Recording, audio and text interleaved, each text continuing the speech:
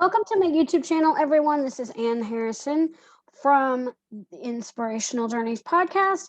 And today I want to give you 7 tips to push through NaNoWriMo strong. Okay.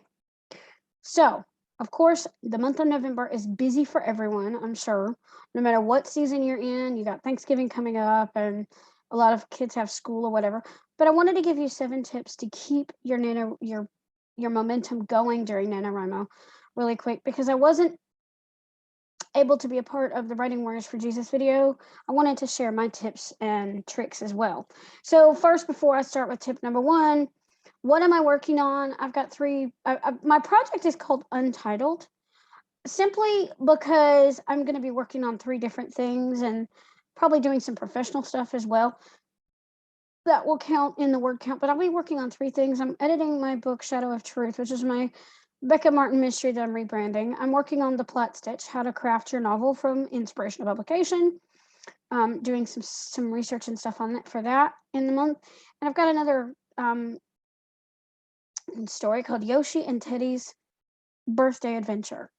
If I've got that title right, I'm not looking at it right off, but it's basically a little children's story about a teddy bear who becomes this little girl. Her name is Jenny Bird, and the teddy's name actually is called Teddy Bear. Okay, so I've got some visuals for you. I'm not doing this for the podcast. This is just for the video. But here is my teddy bear. Cute, don't you think? And I don't have Patrick the Pumpkin Boy or Yoshi the Pug or whatever. Those are mine, but here's another. Hold on, let me get him out. Let me get it out. This little baby right here is the pumpkin carriage that is piloted by Patrick the Pumpkin Boy. So I'm gonna turn it so you guys can look. I made this. It's not the perfect pumpkin, but I made this. That's the stem right there. I crocheted this in amigurumi as part of a crochet class. So I would have a special pumpkin as a what you call it? I don't know if I'd call it a totem, but an object for inspiration for this particular book. Yes, I do need to make Patrick the Pumpkin Boy, and even though the pattern is a Dalmatian, we can pretend that he's Yoshi the Pug. But anyway, so those are the kind of things I'm working on. Okay, so now tip number 1: before you even start writing, make sure you have some snacks on hand and find any pictures, stuffed animals, music, whatever, anything that you can become inspired by. And the reason I say that is because the more inspiration you can find, the better the better off you will be in writing your novel. Even if you're not writing, you're plotting, getting to know your characters. Be sure to have a journal, whether it's electronic or paper, because some of us use electronic journals like I do, and some of us use paper journals. Write questions for your characters. That's a way that you can talk to your characters. Your characters can answer you as you write the answers in the journal. Journaling is a great brainstorming tip when you don't have anybody to talk to. So have those tools on hand. Now, tip number 2, set aside some time to write every day. And I know there are a lot of people watching, and a lot of my writer friends are in busy seasons, and I will even be in a busy season the week of Thanksgiving. So, and possibly, after that too. But set aside that time to write. Some people may do early in the morning.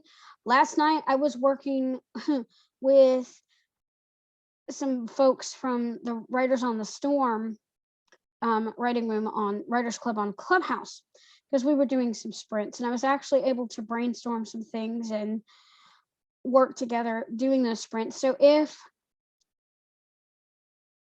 you have some protected time, sorry about that, had to pause and think for a second, but if you have some protected time that you want to set aside to write, and you can use that, but in order to keep from getting burned out, like my friend Tish Bouvier said on the Writing Warriors for Jesus video, which I will grab the link to that one if you want to get more tips, and I'll grab the link to the NaNoWriMo site so that you can sign up if you haven't already and announce your project. Do that because, excuse me, and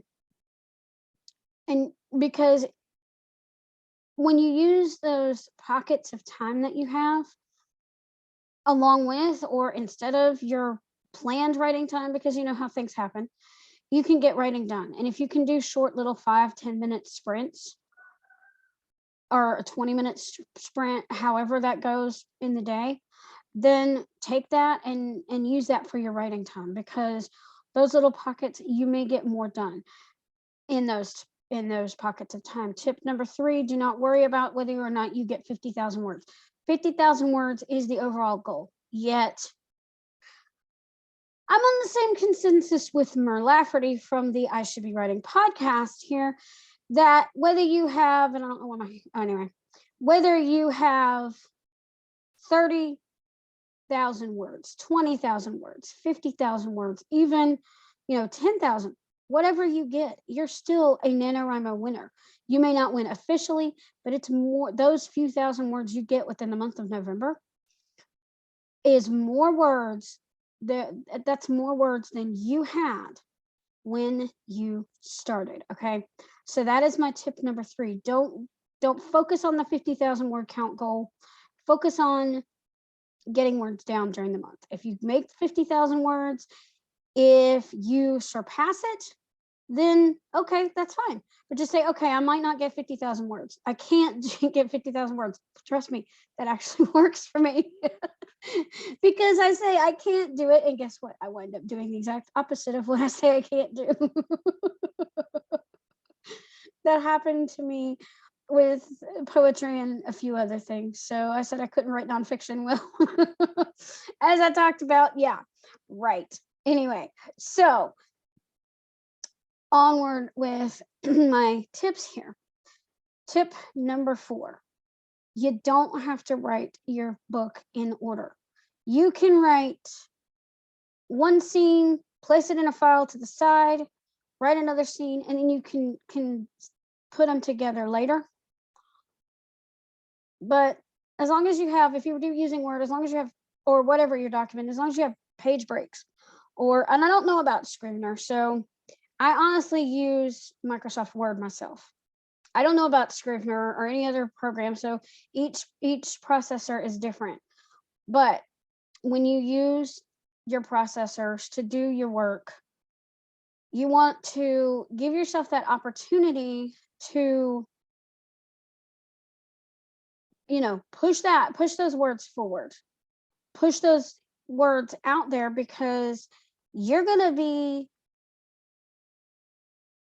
pushing through the words, the soggy middle. You might get your momentum going when you start, but you're going to get to the bottom of that S curve, as Kevin John said in a Zoom call that I was on. You're going to get to the bottom of that S curve, and you're going to and your brain is going to probably go for the new shiny thing. Well, okay, this is why you need to have a writing community to back you, to hold you accountable, to help you push through that. Pull yourself up the other side of the S curve, or up that long hill when you hit the murky middle. This is why you need accountability. And if you can, find some live write-ins, or some even videos of people who have done the write-ins. Find some of those videos.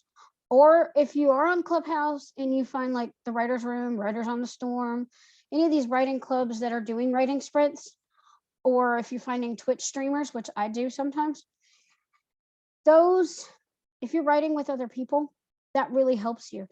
And once you sign up for the NaNoWriMo site, if you haven't already signed up and announced your project, the NaNoWriMo is doing virtual write-ins in your region.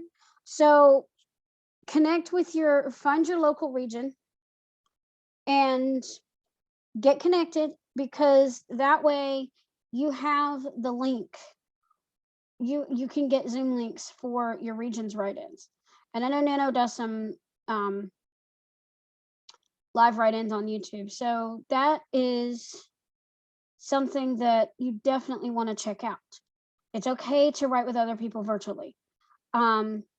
Or if you like the sound of a typewriter and you have a device that you can find it on YouTube, or if you have an Amazon Echo device, there is a typewriter sound in one of the sound skills.